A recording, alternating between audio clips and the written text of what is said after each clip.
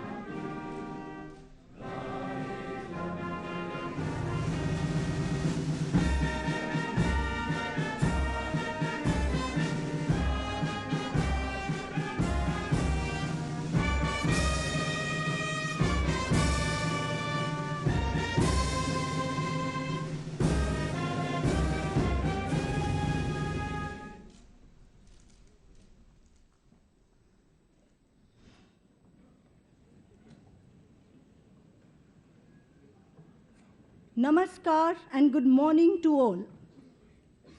On behalf of the Chief Justice of India, judges of the Supreme Court and Supreme Court Bar Association, a very warm welcome to the inaugural function of the Constitution Day celebrations. We are honored by the august presence of the Honorable President of India, Shrimati Draupadi Murmu. We would also like to welcome on the dais the Honorable Chief Justice of India, Dr. Justice D.Y. Chandrachud, Honorable Shri Justice Sanjay Kishan Kaul, Judge Supreme Court of India, Honorable Shri Justice Sanjeev Khanna, Judge Supreme Court of India, the Honorable Minister of State, Law and Justice, Independent Judge, Shri Arjun Ram Meghwal, Learned Attorney General for India, Shri R. Venkat Ramani, and President, Supreme Court Bar Association, Dr. Adish C. Agarwala. I now invite Ms. Susmita Davalkar to recite Pasayadan, a humanitarian invocation written by Sant Jnaneshwar, seeking blessings and well-being for everyone. The prayer is recited in Marathi, and translation in Hindi and English will be visible on the screen.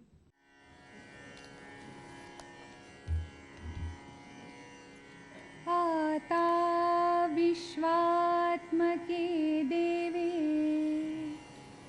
येणी वाग्यज्ञे तोषावे तोषो Nimaj द्यावे पसायदानहि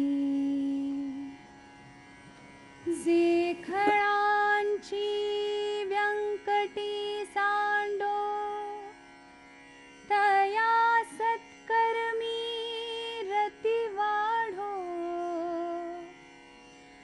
भूता परस्परे पडो मैत्र जीवांचे दुरिताचे तिमिर जावो विश्वस्वधर्म सूर्ये पावो जो जे वांछील तो तेला हो प्राणी जात वर्षत सकळ मंगळी ईश्वर निष्ठांची मांदियाळी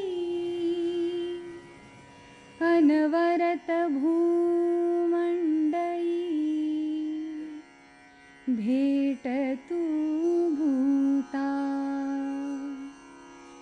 चला कल्पतरूंचे आरव चेतना चिंतामणीचे गाव बोलते जे अर्णव पीयूषाचे चंद्रमे जे अलांछन मार्तंड जे तापहीन ते सर्वाधी सदा किञ्चन सोयरे होतु किं बहुना सर्वसुखी पूर्णहोनि तिः लोकी भजिजो आदिपुरुखी अखण्डित आणि ग्रंथोपजीविये विशेषी लोकी ये दृष्टा दृष्टविजये हो आवेजी येथ म्हणे श्री विश्वेश्वराव हा होईल दान पसावो येणेवरे ज्ञानदेवो सुखिया झाला सुखिया झाला सुखिया झाला.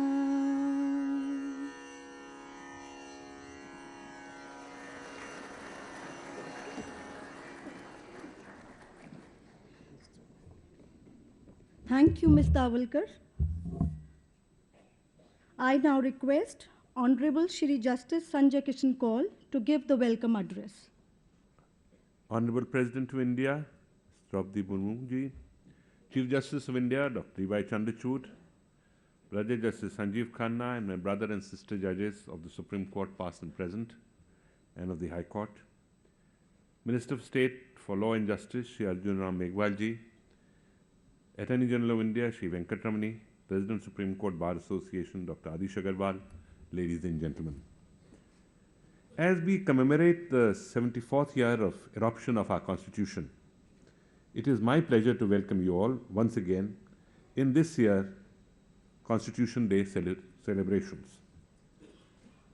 Earlier this year, our Honorable President referred to the Indian Constitution as a living document. The understanding of the Constitution as a living document is one that we were fortunately born into. I thought it was opportune to reflect on how this metaphor has evolved over time, what it means today, and the promise it carries for tomorrow. One of the first instances in which Supreme Court expounded on the meaning of the living Constitution was in the landmark judgment in Prasar Bharati versus Union of India, when Justice Y.V. Chandrachud, as he then was, in his concurring opinion referred to the Constitution as a living organism that required flexibility. This was the context of justifying the constituent power of the Parliament to amend the Constitution while retaining the basic structure. From the idea of the Constitution being flexible, the living Constitution has metamorphosed as to how we understand it today, which is that the Constitution is ever evolving. It is capable of adapting to the hopes and aspirations of the public with changing time. Living constitutionalism is best seen in the interpretation of the fundamental rights to life under Article 21 of the Constitution. Over the years, the fundamental right to life has evolved to encompass the right to live with dignity, right to fair trial, access to justice, the right to adequate nutrition, right to education, and several other socio-economic rights.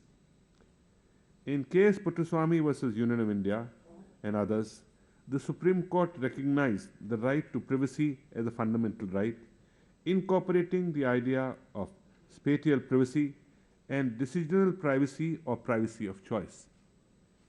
This paved the way for the historic reading down Section 377 of the Indian Penal Code, 1860, a year later.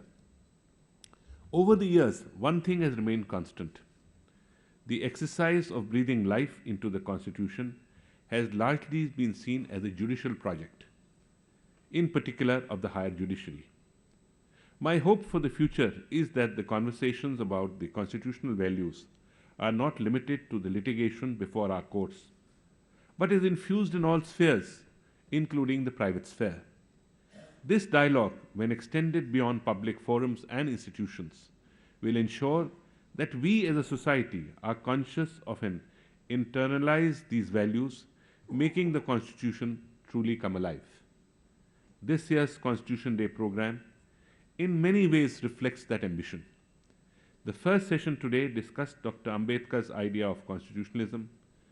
We are all aware his commitment to education and vernacular language. One way in which awareness of constitutional values is being built is through the translation and distribution of preamble in the vernacular languages. The second session today will delve into the judiciary's vision in the sphere of infrastructure, human resources and budget. In this regard, the efforts to make a Supreme Court physically and virtually accessible to people with disabilities is a step towards equipping our spaces to reflect the values of equality and non-discrimination. This must be emulated across the country in India. Earlier this year, we introduced live telecast of constitutional bench hearings and circulation of transcriptions, which has made constitutional debates accessible and intelligible to the people, particularly to the students in schools and colleges. The third session today discusses how the judiciary can use technology more efficiently. As we enter the 75th year of the eruption, it is important that we remind ourselves of our potential. Having given ourselves this constitution, we must empower all parts of our society to nurture its values by raising constitutional consciousness. Thank you, and Jai Hind. Thank you, sir. I now request President of the Supreme Court Bar Association, Dr. Adish C. Agarwala, to address the audience. Good morning and Constitution Day greetings to all.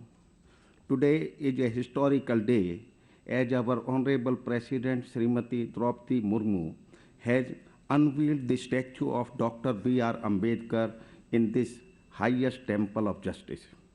This was our long-standing demand and has become possible by the efforts of our Prime Minister, Mr. Narendra Modi, the Chief Justice of India, Dr. D.Y. Chandrachud, and the honorable members of the Building and Prison Supervisory Committee of the Supreme Court, namely Mr. Justice Sanjeev Khanna, Mr. Justice B.R. Gavai, Mr. Justice Surya Kant, Mr. Justice Vikram Nath, and Ms. Justice B.V. Nagaratna. Dr. Ambedkar is the chief architect of the Indian Constitution, and it is most fitting that tribute is paid to him on the day that marks the adoption of the Constitution and is the centenary year of the start of his law practice. The Indian Constitution is a living document and it adapts itself to meet the requirements of changing times. What remains constant is the philosophy underlying the Constitution. While the political systems in our neighboring countries have collapsed repeatedly, we continue to be a nation governed by the rule of law and guided by democratic values. The Constitution of India is guided by a strong and independent judiciary. It is the judiciary that provides a level playing field to litigants such that even an ordinary citizen today has the power to question and challenge the might of the state. Under the leadership of Justice Dr. D.Y. Chandrachud, recent times have seen the judiciary rise to different challenges and to meet them with extraordinary determination. Our judges worked hard, even during COVID times, when most countries and their judiciary was not functional.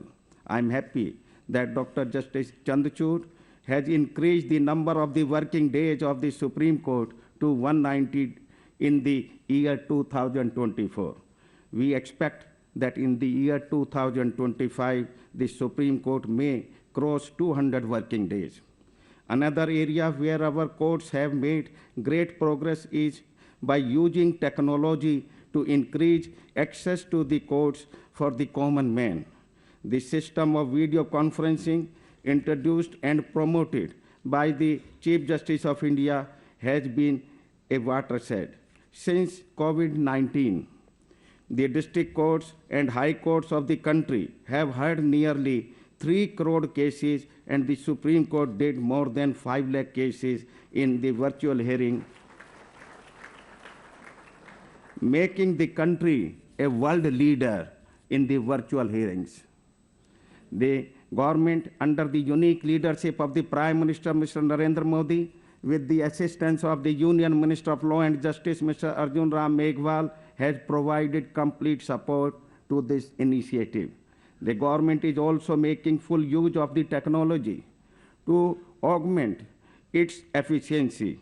The concept of e-office introduced by Modi government resulted in completing the process of recent appointment of 3 judges of Supreme Court, namely Mr. Justice Satish Chandra Sharma, Mr. Justice Agustin G. Masih, and Mr. Justice Sandeep Mehta within a record span of 29 hours. We are proud to share that our demands have been received unprecedented support from our honorable judges, as much as could be done at their end, without there being any confrontation. We are also hopeful that soon the Government of India will accede to our request to introduce the Advocates Protection Bill in Parliament in this session, to provide the medical insurance, and to make available land for chambers of lawyers. I conclude by assuring the Honorable President of India and Honorable Chief Justice of India that Bar is determined to fully cooperate with all initiatives that help bring people closer to justice. Jai Hind, Jai Bharat. Thank you, sir. I now request Learned Attorney General for India, Shri R. Venkat Ramani, to address the audience.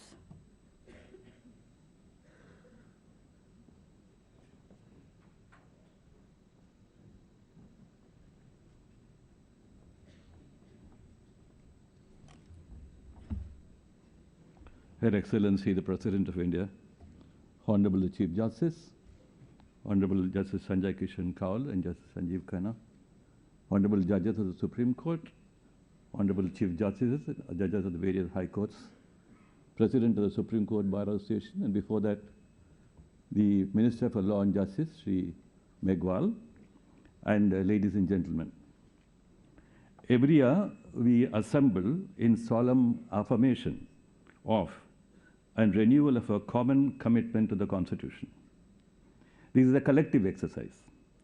The solemnity will continue to inform the exercise as long as our national tasks remain incomplete and the dharma of equality remain unfulfilled.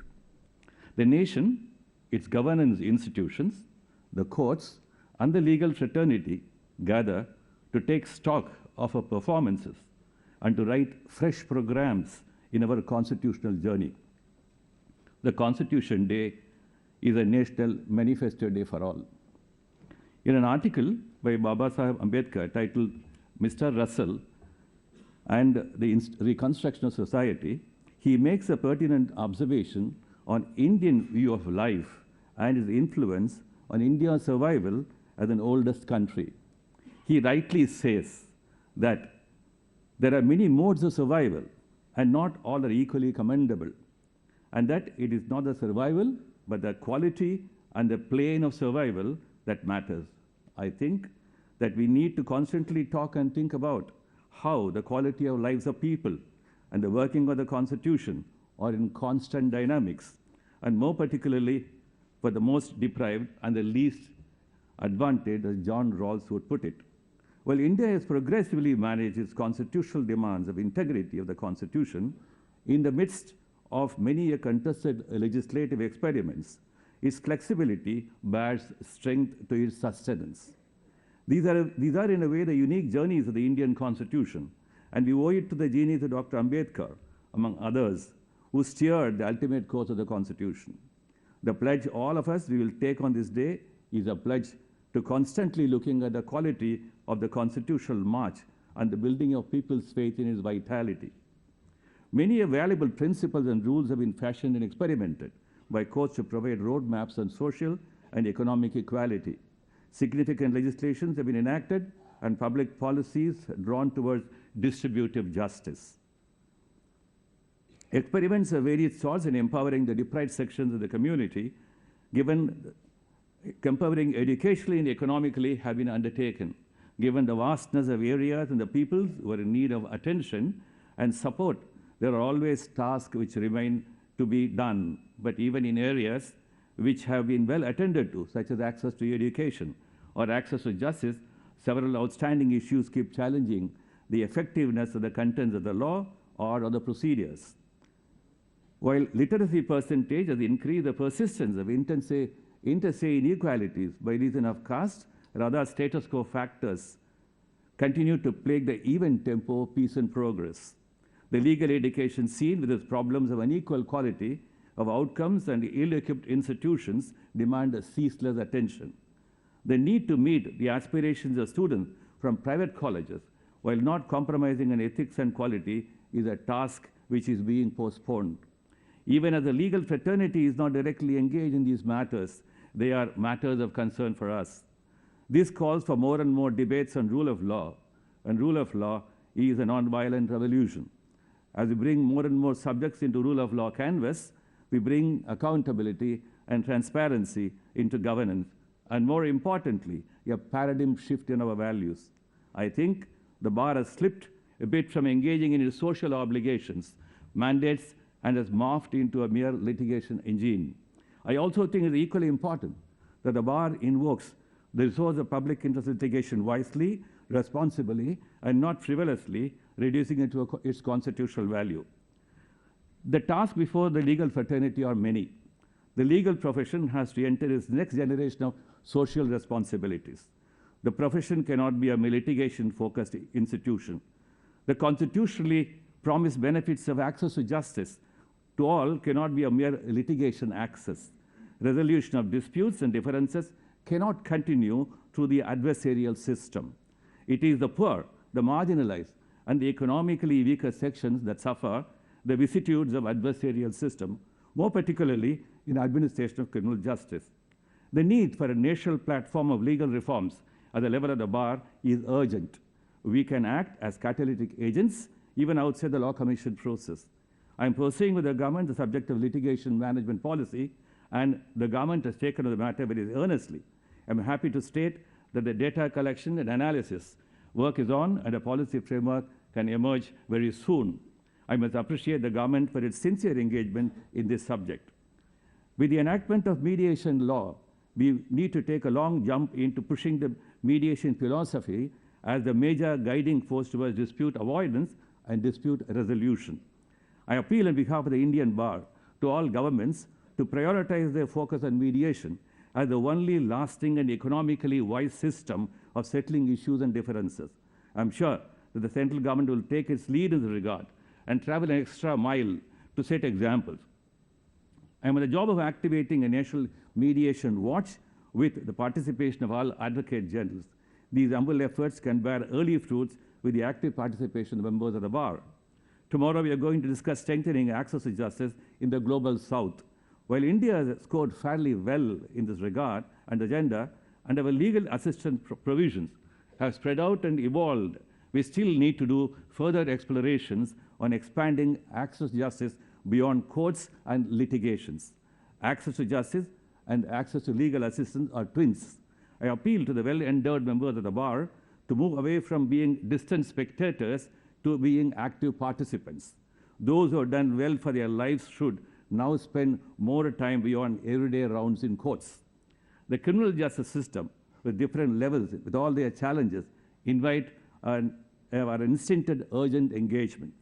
The sheer weight of load of work in all the courts is eating into its vitals of efficiency and empathy. I think there is a need for an institutional framework at the national level to be the watch person of everyday working of criminal courts.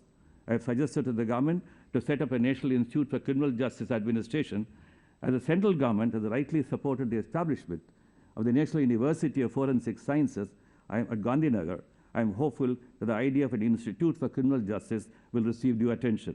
Finally, we must plunge with expedition into an all-round exploration of the digital world in justice administration. Any amount of expenditure is worth its salt in this direction. The justice needs of different sections of the community, particularly at the district and tehsil levels, can be met by digital expansions at greater speeds and achievements compared to the slow pace of work in the physical world. We need a digital gram and local nyayalayas and supporting legal assistance measures. Long ago, Law Commission and said something about the gram nyayalayas. The Attorney General has neither the power of the purse nor the power of a writ of mandamus, but it only is changed to the ethical appeals it can wield for the attention of the bar and the government. The bench knows its problems. Courts are alive to their challenges. They are manifold. Emerging challenges to fulfill equality claims that governance faces cannot be dealt with by simplistic formula, and courts will be alive to them. Many other issues of governance, both domestic and global, are not to be easily scanned and critiqued. All that I wish to say is that none of them can be solved by mere legal or traditional analysis, nor by conservative estimates. While government should open up their minds to radically new approaches to justice administration, courts will be equally attentive to the sensitivity and complexity involved in many areas of governance. In other words, from a cost-benefit analysis approach, we must move towards a benefit-to-cost analysis approach. Greater the government invests in justice, greater the gross national peace index. These and our commitments will be the dharma of justice and the karma of law. Jai Hind.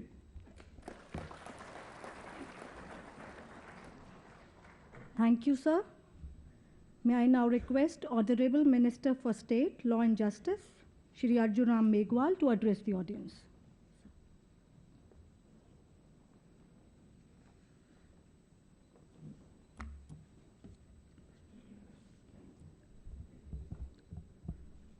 आज के इस शानदार कार्यक्रम में हमारे को ऊर्जा का संचार करने वाली भारत की माननीय राष्ट्रपति श्रीमती द्रौपदी मुर्मू जी, भारत के मुख्य न्यायाधीश डॉक्टर न्यायमूर्ति डी.वाई. चंद्रचूड़ साहब, न्यायमूर्ति संजय किशन कौल जी और न्यायमूर्ति संजीव खन्ना जी, मंच पर उपस्थित हमारे श्री आर वेंकट रमणी जी, भारत के attorney general, doctor Adish C Agarwala ji, अध्यक्ष सुप्रीम कोर्ट बार एसोसिएशन, हमारे solicitor general of India, honourable जजेज of supreme court, honourable retired chief justice of supreme court और अलग अलग हाई कोर्ट से भी यहाँ मुझे दिख रहे हैं माननीय चीफ जस्टिस, और भी इस लीगल फ्रेटर्निटी से जुड़े हुए सब गणमान्य नागरिक भी आज यहाँ उपस्थित हैं। वकील फ्रेटर्निटी से संबंधित भी बहुत से लोग यहाँ उपस्थित हैं, स्टूडेंट्स भी उपस्थित हैं, विशिष्ट अतिथिगण, देवियों और सज्जनों। देखिए, जैसे संजय किशन कौल साहब ने कहा कि हम संविधान दिवस के 75 वर्ष में प्रवेश कर गए हैं।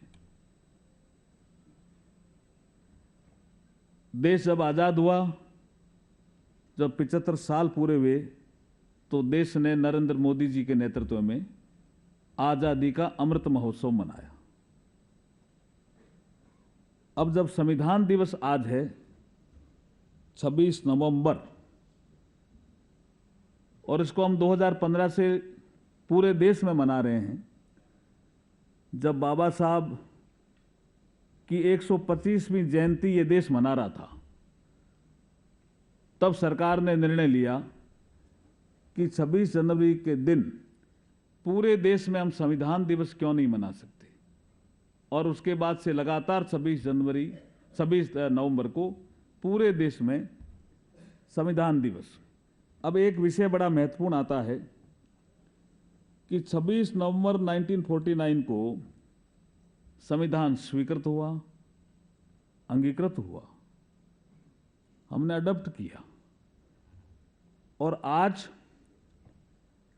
26 नवंबर 2023 को इस न्याय के मंदिर में जिन्होंने संविधान बनाने में महत्वपूर्ण भूमिका निभाई, जो ड्राफ्टिंग कमेटी के चेयरमैन थे, उनकी एक मूर्ति का अनावरण किया है। इसके लिए मैं चीफ जस्टिस ऑफ इंडिया को बहुत बहुत बधाई और शुभकामनाएं देता हूं। It is a historical event, ये साधारण घटना नहीं है। अभी जब हम उस मूर्ति को देख रहे थे महामहिम राष्ट्रपति जी के साथ, तो महामहिम राष्ट्रपति जी भी पूछ रहे थे कि इस वकील की ड्रेस में बाबा साहब की मूर्ति मैंने पहली बार ही देखी है। यह भी बहुत बड़ा एक हिस्टोरिकल इवेंट है। एक लिविंग कॉन्स्टिट्यूशन का विषय आया, और यह विषय हर जगह आता है। जीवित दस्तावेज है हमारा संविधान, यह आता है, डिबेट में भी आता है। एक बड़ा विषय था बाबा साहब के सामने, जब संविधान को ड्राफ्टिंग कमेटी के सामने जब रख रहे थे, तब किसी ने कहा कि स्वतंत्रता पहले ले लो डिस्कशन में, लिबर्टी, क्योंकि फ्रेंच रिवॉल्यूशन में भी विषय लिबर्टी, इक्वलिटी, फ्रेटर्निटी ऐसे आया। बाबा साहब ने कहा ठीक है, उस समय हम आजाद नहीं थे तो हमारे लिखने वालों ने लिखा होगा, लेकिन मुझे पता है कि हमारे यहां समानता पहले आई। और बहस के दौरान उन्होंने कहा वैशाली का गणराज्य इस संसार का पहला गणराज्य, और गणराज्य जब आता है, जब समानता आती है, स्वतंत्रता आती है, भाईचारा आता है, इसलिए मैं पहले इक्वलिटी को महत्व देता हूं। तो आपने देखा होगा संविधान के आर्टिकल 14 और 18 में पहले इक्वलिटी है, उसके बाद लिबर्टी है। समानता शब्द उनके मन में बहुत महत्वपूर्ण था। मैं इस अवसर पर, राष्ट्रपति जी हमारे बीच में हैं, हमारा मार्गदर्शन करेंगे, चीफ जस्टिस ऑफ इंडिया भी हमारा मार्गदर्शन करेंगे, लेकिन संविधान निर्माण के समय 17 समितियां बनी थी। जैसा भी ये मूर्ति डॉक्टर बाबा साहब बी आर अम्बेडकर की जी बनी, तो 2 जज शायद उस समिति के सदस्य थे, गवाई साहब थे या खन्ना साहब थे, कौल साहब थे, जो भी, ये लेकिन समितियां महत्वपूर्ण होती है, मैं ये खाली इतना इंडिकेट कर रहा हूं। 17 समितियां बनी।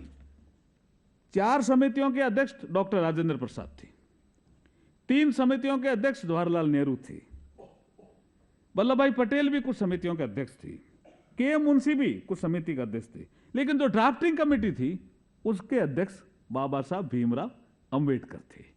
यह महत्वपूर्ण समिति थी, और इस समिति ने जब काम करना शुरू किया तो आप देखेंगे कि एक बार इतने संशोधन आ गए, तो किसी ने कहा इतने संशोधन का करोगे क्या? आप अंदाज लगा सकते हो कितने संशोधन आए। जब ड्राफ्ट आया, संशोधन आए 7,635, बड़ा नंबर था। 7,635 संशोधन जब आए तो लोगों ने कहा इसको कौन पढ़ेगा? डॉक्टर बी आर अम्बेडकर साहब खड़े हुए कि जिन्होंने भी संशोधन दिए हैं, हमारे संविधान निर्माण करने वाली जो सभा है वो, उसमें भी 299 सदस्य थे, चाहे इन्होंने दिए हैं, चाहे राजाओं के प्रतिनिधियों से आए हैं, चाहे जनता से आए हैं, चाहे वकीलों से आए, एक एक संशोधन को मैं पढ़ूंगा।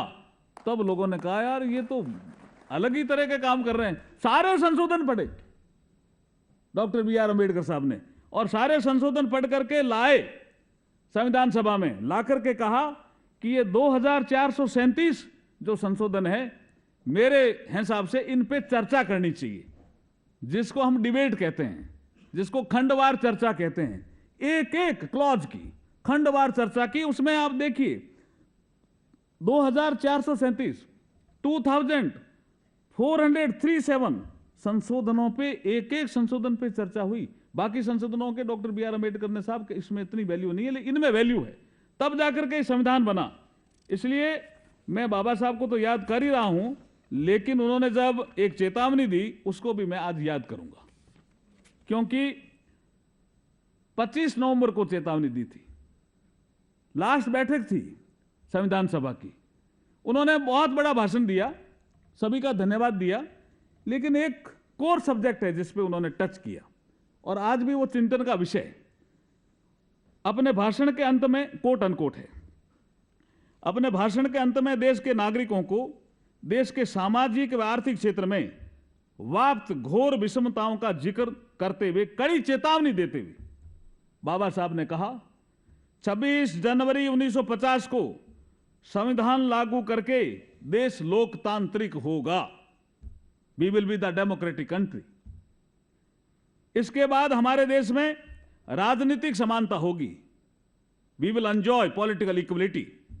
मगर आर्थिक और सामाजिक क्षेत्र में असमानता रहेगी। मेरे मन में विचार आया कि ऐसे में हमारे लोकतांत्रिक संविधान का भविष्य क्या होगा? हम इसे स्थायी रूप से स्थापित कर पाएंगे या एक बार फिर असफल होंगे? राजनीति में हम एक व्यक्ति एक वोट एक मूल्य को मान्यता देंगे, हमारे आर्थिक और सामाजिक क्षेत्र में इसे नकारेंगे, अर्थात हम विषमताओं को जीवन में प्रवेश करने जा रहे हैं। We are entering into a contradiction. हम विषमताओं के जीवन में प्रवेश करने जा रहे हैं। यदि लंबे समय तक हम इसे नकारते रहेंगे तो हम हमारे राजनीतिक लोकतंत्र को भी खतरे में डालेंगे। हमें यह कोशिश लगातार करनी चाहिए कि प्रजातंत्र हमारे सामाजिक आर्थिक क्षेत्र में पूरी तरह समा जाए। मैं अब पीछे मुड़ के देखता हूं, सरकारों ने भी काम किया। आज हम न्याय के मंदिर में बैठे हैं। क्या शानदार कोई जजमेंट पीएन भगवती साहब ने दिया होगा साहब, कि हमारे इस देश में सामाजिक आर्थिक असमानता है, कोई आदमी रिट करने के लिए नहीं आ सकता, पैसा नहीं दे सकता, वो पोस्ट कार्ड लिखे मैं इसको रिट मानूंगा। यही बाबा साहब ने जो कहा था उस दिशा में उन्होंने कदम उठाया था। क्या विषय सीएनजी का हमारे ध्यान में नहीं है क्या? दिल्ली में रहने वाले लोग सब जानते हैं कि सीएनजी में कुछ लोगों ने कहा कि दिल्ली रहने लायक नहीं है। क्या हम धुएं में रहेंगे क्या? कुछ मकान होंगे जिसमें लॉन होंगे। आम नागरिक ने ऐसा सोचा, धुएं से कैसे मुक्ति मिल सकती है? मैं सुप्रीम कोर्ट का धन्यवाद करता हूं कि सीएनजी जैसा फैसला देकर के दिल्ली को भी धुएं से मुक्त करने का प्रयास किया। ये सब प्रयास चलते रहे। सरकारों ने भी काम किया, सुप्रीम कोर्ट ने भी काम किया, एग्जीक्यूटिव ने अपना काम किया, तब जाकर के हम लोकतंत्र को मजबूत कर पाए। हमारे आसपास देश आजाद हुए थे, पाकिस्तान हमारे साथ ही आजाद हुआ, श्रीलंका पहले हुआ लेकिन डिस्टर्बेंस, नेपाल में डिस्टर्बेंस, म्यांमार में डिस्टर्बेंस, बांग्लादेश भी कोई ठीक दिशा में चला हो ऐसा नहीं है। लेकिन हम क्यों ठीक दिशा में चलते रहे? उसका एक ही बड़ा कारण है कि हमारे पास लिविंग डॉक्यूमेंट था, कॉन्स्टिट्यूशन, जिसको आज हम मना रहे हैं संविधान दिवस के रूप में, जिसके कारण हमारी ताकत भी आगे बढ़ी, संसार में भी हमारी ताकत आगे बढ़ी, संसार के देश भी हमारा लोहा मान रहे हैं और हम बहुत सी विपरीत परिस्थितियों से भी निकले। कई ऐसी परिस्थितियां आई जब लगा क्या डगमगा जाएंगे, लेकिन हम नहीं डगमगाए। उसका एक ही बड़ा कारण है, वो है भारतीय संविधान। इसलिए जो आज संविधान दिवस हम मना रहे हैं उसके लिए मैं बहुत बहुत बधाई देता हूं, शुभकामनाएं देता हूं। मैं पुनः हमारे मुख्य न्यायाधीश न्यायमूर्ति डी.वाई. चंद्रचूड़ साहब को पुनः बहुत बहुत बधाई देता हूं, क्योंकि ये साधारण पल नहीं है। बाबा साहब भीमराव अंबेडकर जी की यहां मूर्ति लगना, और वो भी वकील की ड्रेस में लगना, और वो भी सुप्रीम कोर्ट के ठीक उस बढ़िया लॉन में लगना, ये ऐतिहासिक पल है। इस ऐतिहासिक पल की बहुत बहुत बधाई देता हुआ मेरी वाणी को विराम देता हूं। जय हिंद, जय भारत। धन्यवाद माननीय मंत्री जी। May I now request Honorable Chief Justice of India, Dr. Dhananjay Yashwant Chandrachud, to address this august gathering. The Honorable President of India, Srimati Draupadi Murmu ji, my distinguished colleagues, Justice Sanjay Kishan Kaul, Justice Sanjeev Khanna, my colleagues, judges of the Supreme Court, Minister of State of Law and Justice, Independent Charge, Shri Arjun Ram Meghwalji, Chief Justices and judges of the High Courts, former Chief Justice of India, former judges of the Supreme Court, Attorney General for India, Mr. R. Venkatramani, Solicitor General, Mr. Tushar Mehta, Chairperson of the Bar Council of India, Mr. Manan Kumar Mishra, President of the Supreme Court Bar Association, Dr. Adish Agarwala, and members of the Executive Committee, Mr. Manoj Mishra, President of the Supreme Court Advocates on Record Association, and members of the Executive Committee, senior advocates, members of the bar, guests, and last but not the least, our backbone, the Supreme Court Registry. Namaste. We gather here to honor the adoption of our Constitution. This is a sentence we have heard several times today and will hear several more times over the course of the day. I want to first take a step back and ask why. India already celebrates an Independence Day on 15th August and a Republic Day on 26th January. Why then a separate Constitution Day? The answer lies in the success of our democracy as compared to the countries which gained independence from colonialism at the same time as India. Indeed, the history of decolonization across the world is full of examples of countries that have thrown open the doors of independence only to falter at the steps of self-government. Dr. B.R. Ambedkar, the architect of the Constitution, and whose statue President Murmu unveiled a few minutes ago, asked in his final address to the Constituent Assembly, what would happen to India's democratic constitution? Will she be able to maintain it, or will she lose it again? India not only maintained her constitution, but also the people imbibed it and internalized the constitution as a symbol of their aspirations. Celebration of Constitution Day thus symbolizes the social life of an independent nation. Our Constitution has allowed us to take the unbridled passions and energy of the people and streamline them through institutional structures of government. So when we say today that we honor the adoption of the Constitution, first and foremost, we honor the fact that the Constitution exists, and secondly, that the Constitution works. The Constitution and its framers successfully channeled the energies of independence to build a ship and chart a course for liberty, equality, and fraternity. As we honor their achievements, we must also recognize our generation's solemn duty to keep the ship afloat, ensure that there is wind in her sails, and continue the journey. The Constitution of India is going to enter into its 75th year since its adoption. The Supreme Court of India, which came into existence on 28 January 1950, is also going to its 75th year since its founding. This moment allows us to reflect on the journey of the past while also envisaging our dreams and expectations for the future. In the last 7 decades, the Supreme Court of India has acted as a people's court. Thousands of citizens have approached its doors with the faith that they will get justice through this institution. Citizens came to the court to seek protection of their personal liberty, accountability against unlawful arrest, protection of rights of bonded laborers, tribals seeking the protection of their homelands, asking for guidelines to prevent sexual harassment at the workplace, prevention of social evils such as manual scavenging, even hoping for interference to get clean air, food security, and in so many more instances that cannot be summarized in a few minutes. These cases are not just citations or statistics for the court. These cases resemble the expectations of the people from the Supreme Court, as well as the court's own commitment to deliver justice to the citizens.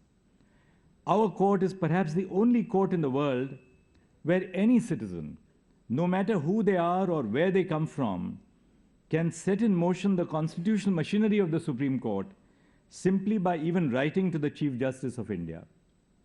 From the postcards of the paper age to a simple email in the digital age, that is all that it takes to move the Supreme Court for an urgent case listing, sometimes even on the same day.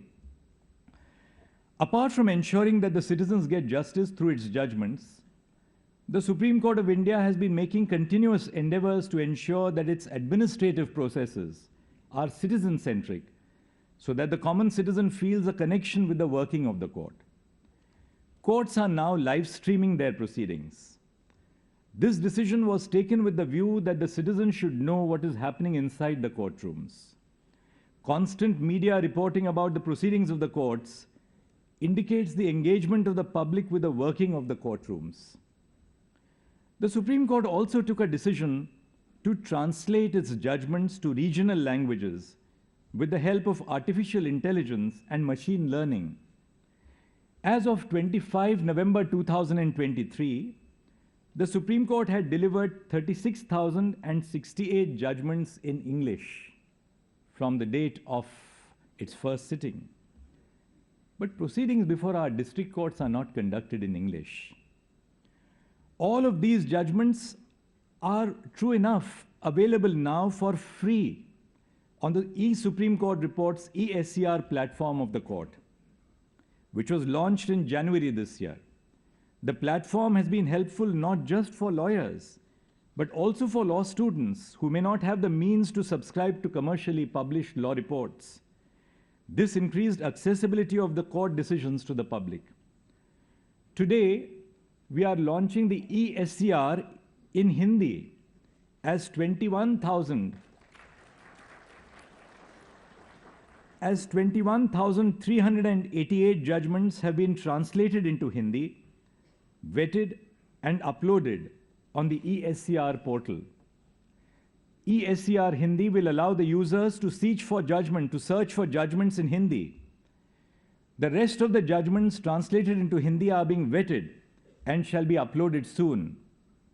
Besides, 9,276 judgments as of last evening have been translated into other Indian languages, which include Punjabi, Tamil, Gujarati, Marathi, Telugu, Odia, Malayalam, Bengali, Kannada, Assamese, Nepali, Urdu, Garo, Khasi, and Konkani. These judgments have also been uploaded to the e-SCR portal. While the judiciary embraces technology, we have also launched e-Seva Kendras in all courts to ensure that no citizen is left behind in the judicial process. Technology is not meant to distance us from our citizens, but to take us into the lives of our citizens. We embrace our citizens as co-equal partners in a shared national endeavor. Last year, on Constitution Day, the Honorable President of India raised the concern of overcrowding of prisons and incarceration of citizens from marginalized backgrounds.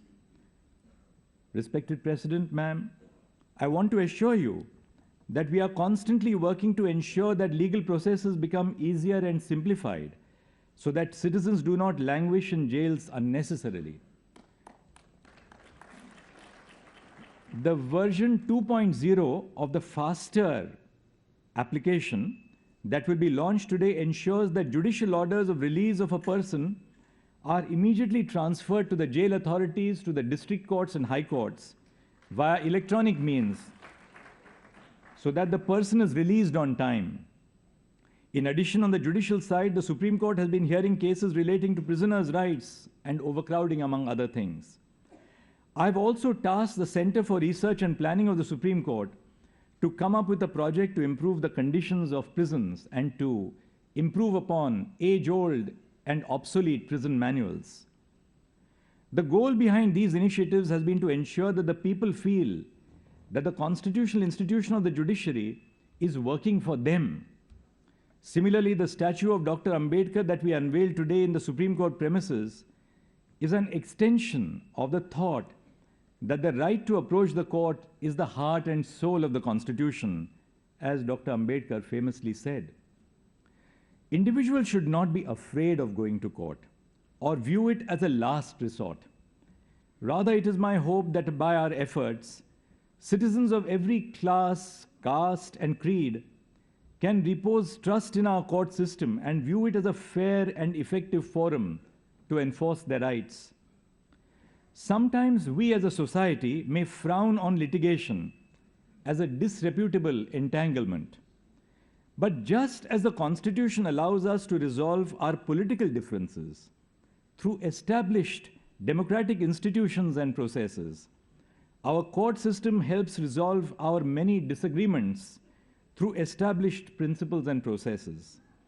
In this way, every case in every court in the country is an extension of constitutional governance. मैं आज संविधान दिवस के मौके पर भारत के नागरिकों से यह कहना चाहता हूं कि सर्वोच्च न्यायालय के दरवाजे आपके लिए हमेशा खुले रहे हैं और आगे भी खुले रहेंगे। आपको कोर्ट आने से डरने की कभी जरूरत ही नहीं है। न्यायपालिका के प्रति आपकी आस्था हमें प्रेरित करती है। आपका विश्वास हमारा श्रद्धा स्थान है। नमस्ते।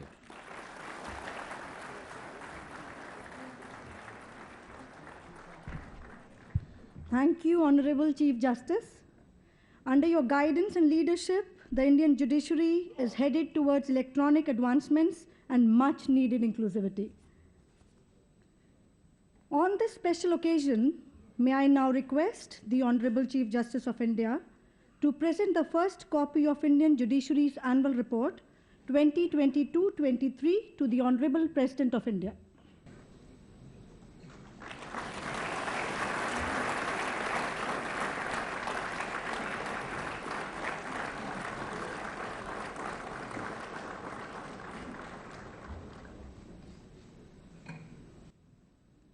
We hope that this annual report shall serve as a guiding tool for ensuring judicial betterment.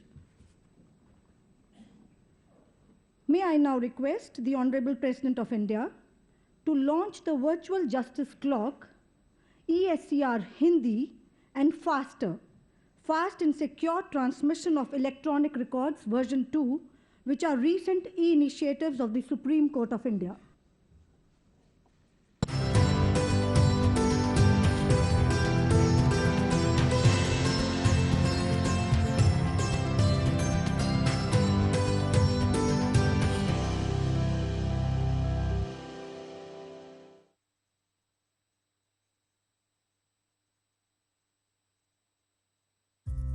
Introducing the Virtual Justice Clock of the Supreme Court of India, a dynamic portal to share case statistics of the Supreme Court for the information of citizens and litigants.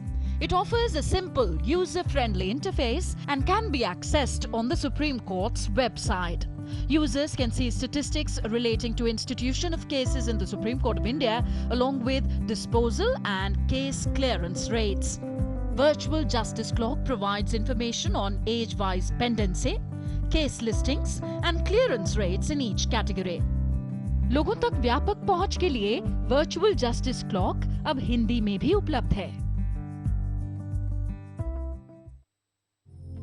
As part of its commitment to enhance access to justice, the Supreme Court of India has commenced translation of its reportable judgments into regional languages. A total of 36,068 judgments have been translated into Hindi by using machine learning technology, and out of these, 20,000 judgments have been made available in the ESCR portal. The Supreme Court of India is in the process of translating judgments in other Indian languages as well. 10,647 judgments have also been translated in other Indian languages. ESCR Hindi Bharat के सर्वोच्च न्यायालय के निर्णयों और अंतिम आदेशों को अब हिंदी संस्करण में खोजने के लिए एक महत्वपूर्ण पहल है।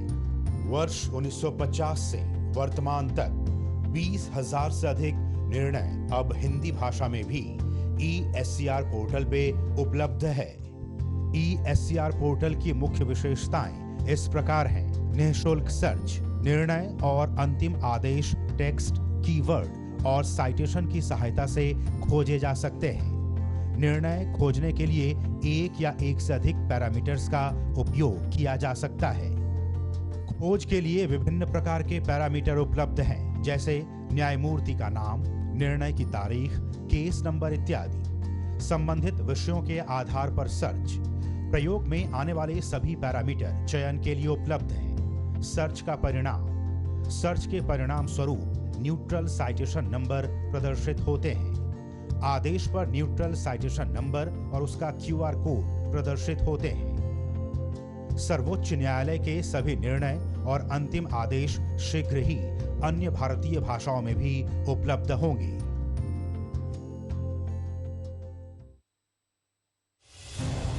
Last year, on the Constitution Day, the Honorable President of India had raised concern regarding the plight of under-trial prisoners.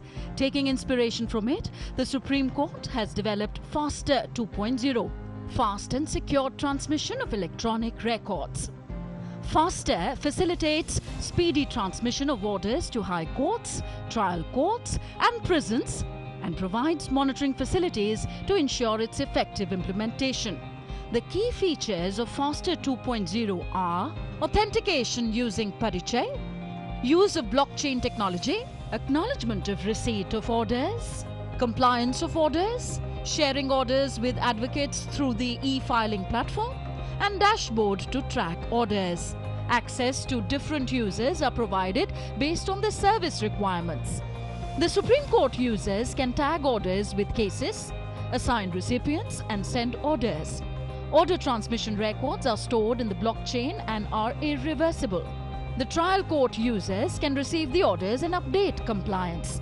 Prison users can receive and acknowledge orders.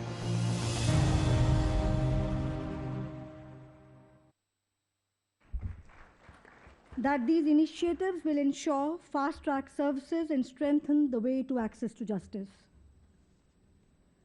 May I now request Honorable Chief Justice of India to present a memento to Honorable President of India.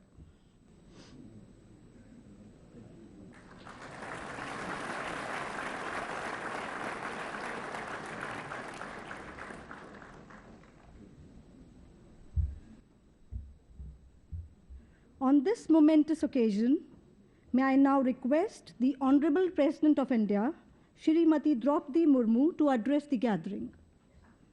Chief Justice of India, Dr. Justice D.Y. Chandrachud ji, Judges of the Supreme Court of India, Sri Justice Sanjay Kishan Kaul ji, and Sri Justice Sanjeev Khanna ji, other distinguished judges of the Supreme Court, Union Minister of State for Law and Justice Sri Arjun Ram Meghwal ji, Attorney General of India Sri R. Venkataramani ji, President of Supreme Court Bar Association Dr. Adish C. Agarwala ji, distinguished guests, ladies and gentlemen, Namaskar, Johar.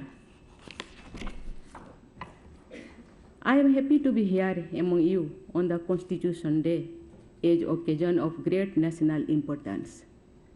Today, we commemorate the day the Constitution was adopted by the Constituent Assembly of India in 1949 after close of 3 years of brainstorming.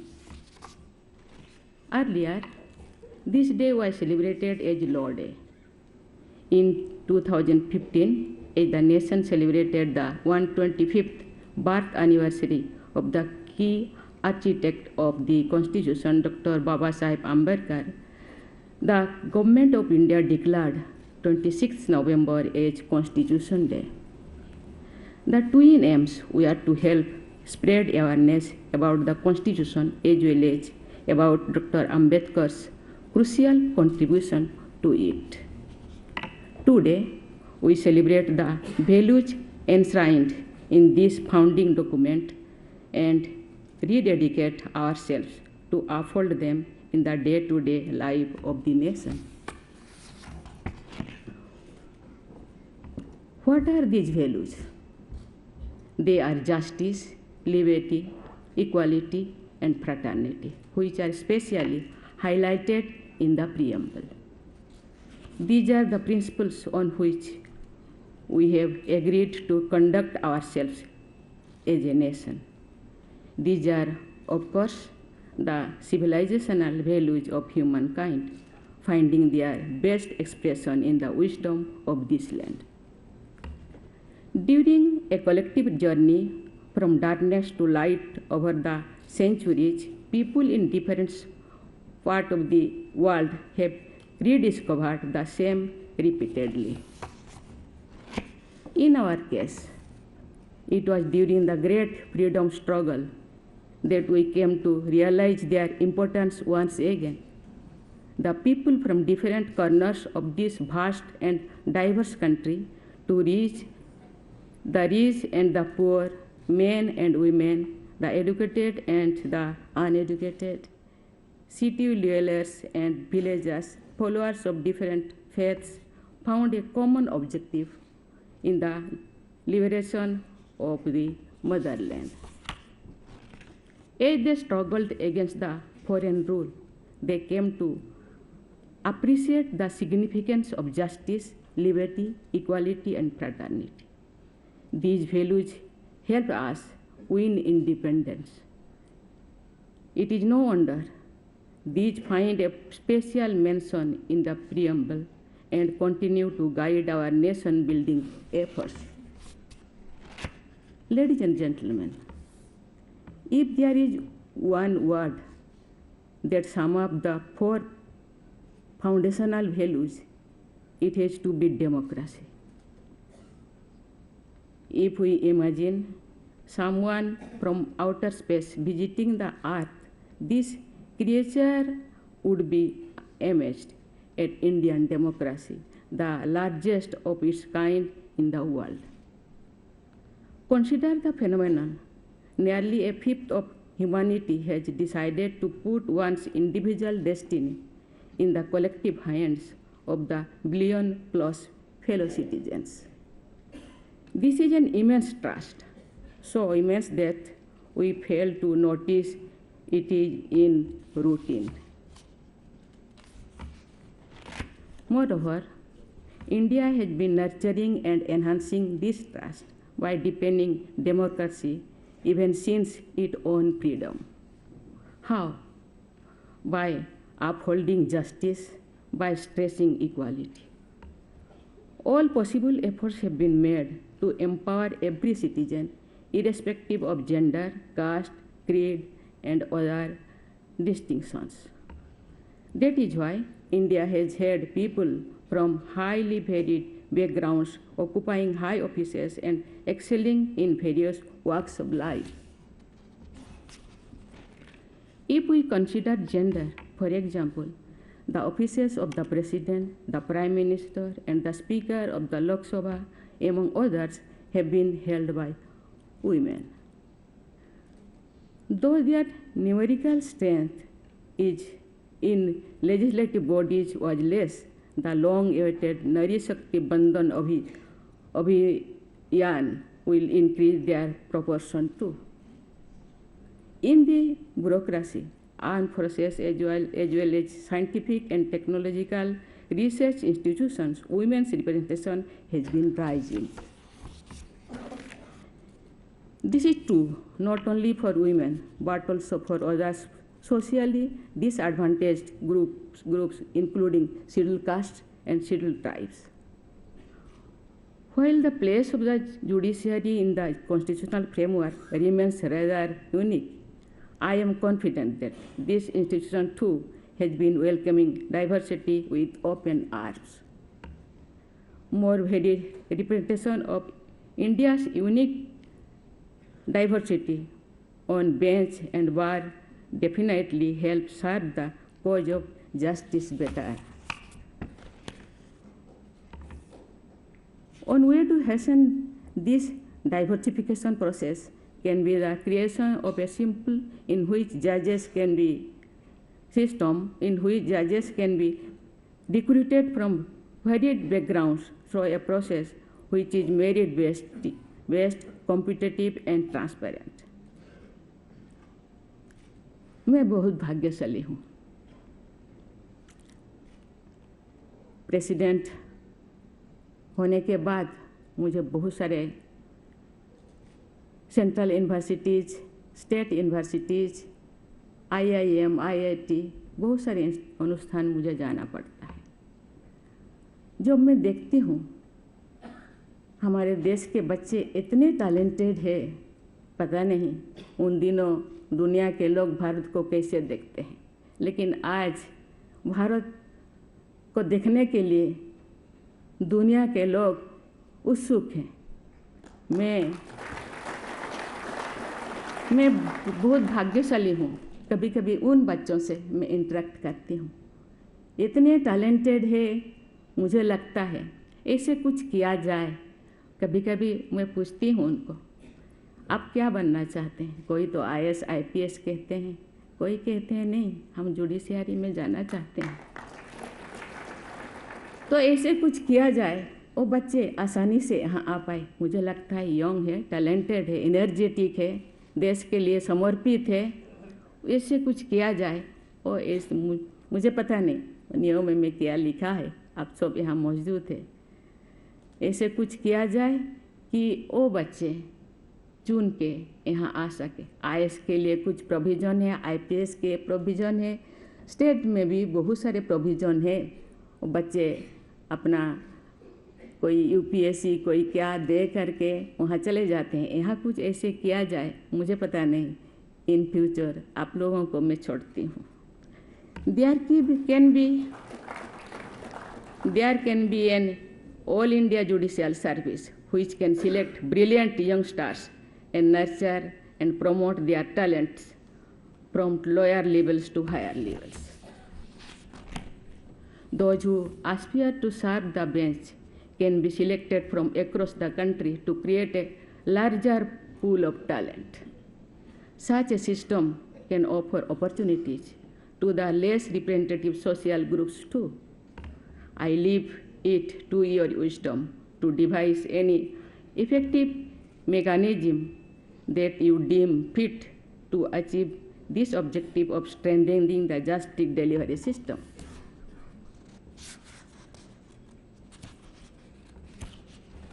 Ladies and gentlemen, the cause of justice is best served by making it accessible for all. This also strengthens equality. We should ask ourselves, especially on occasions like today's, whether every single citizen is in a position to seek justice. On introspection, we realize that there are many barriers in the way. Cost is, of course, the most significant factor. It is a matter close to my heart. That is why I appreciate all the initiatives taken by the Supreme Court in particular and the judiciary in general to expand the scope of free legal aid. Lawyers and civil society to have contributed to it.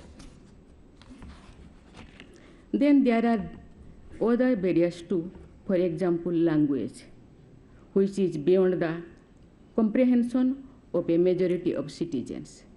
I feel reassured by the recent steps taken by the Supreme Court to make the verdicts available in various Indian languages.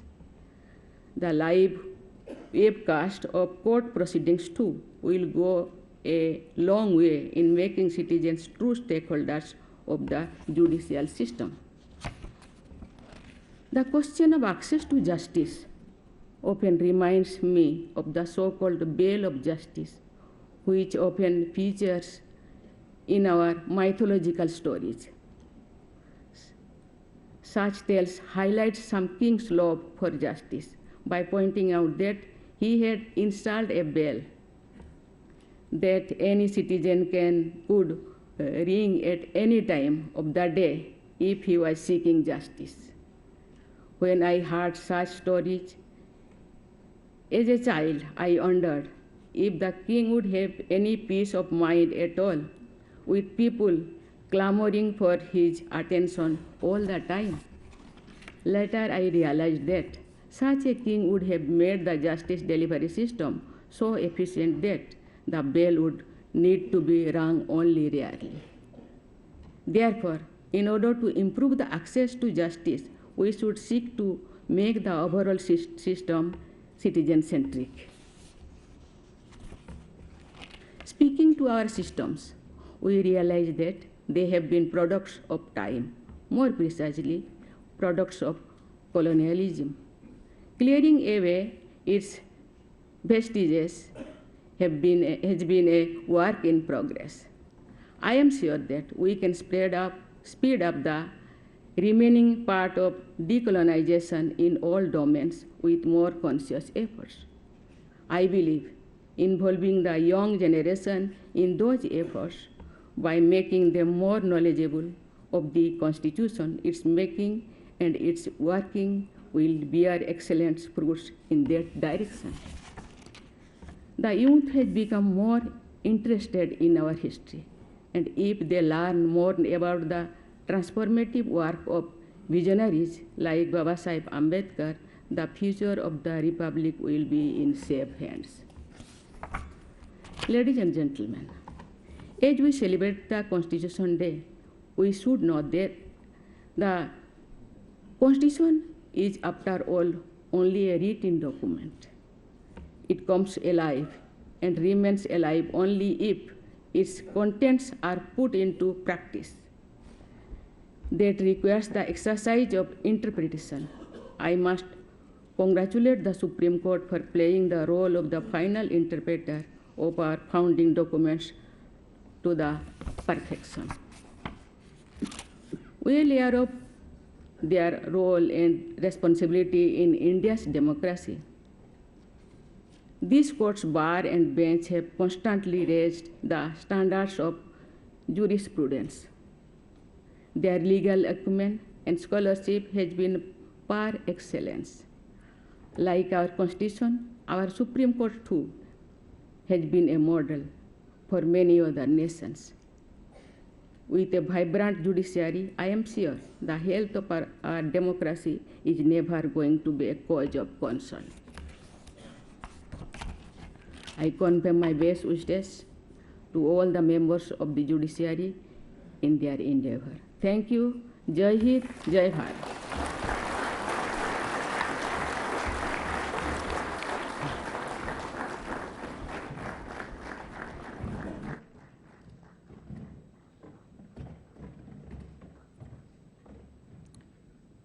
Honorable President Ma'am, your words are truly a source of inspiration and strength for each one of us. Thank you, ma'am. May I now request Honorable Shri Justice Sanjeev Khanna, Judge Supreme Court of India, to propose a vote of thanks.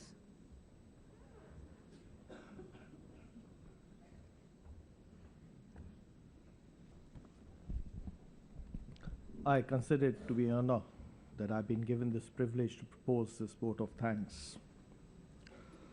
As we commemorate the 74th Constitution Day, we find ourselves at a pivotal moment in our nation's journey. Indian Constitution has been repeatedly described as a living document because it's part and parcel of our daily lives. It had transformed lives of 350 million people in 1950 and continues to have an indelible imprint and influence on our lives of 1.4 billion people today. affirmative action, unique federal system with strong center, non-discrimination, and affirmation of unity in diversity, right to education for children up to the age of 14, free, fair, and transparent elections in which about 900 million people participate with a sense of purpose and entitlement, the expansive interpretation of the expression life in Article 21 by the courts stands out and inspires us to chart a course for the future. Today, as we reflect on the objectives of our legal system, we must recognize the pressing need to make our laws more simple and accessible. Secondly, relatable to the younger generation and more humane. Today, during the course of the speeches over here, the Honorable President had referred to the preamble of the Constitution and the principles enshrined therein. She had highlighted the need to spread legal awareness and rededicate ourselves to the principles of liberty, equality, justice, and fraternity. She had also emphasized on the need for social and then gender equality. Cost of litigation was another factor which was highlighted by her. Then, lastly, she referred to the need to involve the younger generation in the judicial process and make them aware of what happens in the courts. The Honorable Chief Justice of India leads us from the front. He's a harmonious blend of scholarly acumen and pragmatic mindset. He had highlighted the need to make the courts a people's court, citizen-centric court, to simplify the procedures and also ease of access to the court. These are important facets of our court delivery system, which have been highlighted by him. Justice Kaul is a practical man with a robust common sense. He had highlighted the effect and the need to have constitutional consciousness, which must be imbibed by all of us. Mr. Arjun Ram Meghwal gave his valuable inputs on the importance of equality and the need for discussion and debate in our society. Mr. Meghwal is closely grounded at grassroots level with the citizens of the country. He today has a baton of inter-institutional coordination, taking it between the judiciary and the executive. I must also express my appreciation for the learned Attorney General's gracious imparting of his valuable insight on a wide range of subjects. He has referred to the importance of the bar and its obligations towards the society and in upholding the rule of law. Dr. Adish Agrawala is the president of the Supreme Court Bar Association, has a close connect with everyone in the bar, regardless of whether they are seniors or juniors. He too has referred to the need to uphold the constitutional principles. As we embark on the journey towards realizing our social economic aspirations and evolve into a more formidable and a progressive nation, we must keep in mind the words of Gurudev Rabindranath Tagore, which eloquently capture the essence of Indian civilization. Civilization must be judged and prized not by the amount of power it has developed, but by how much it has evolved and given expression to by the laws and its institutions, the love of humanity. Let us all move forward with determination, unity, and optimism. I wish all of you a happy Constitutional Day. Thank you, and Jai Hind.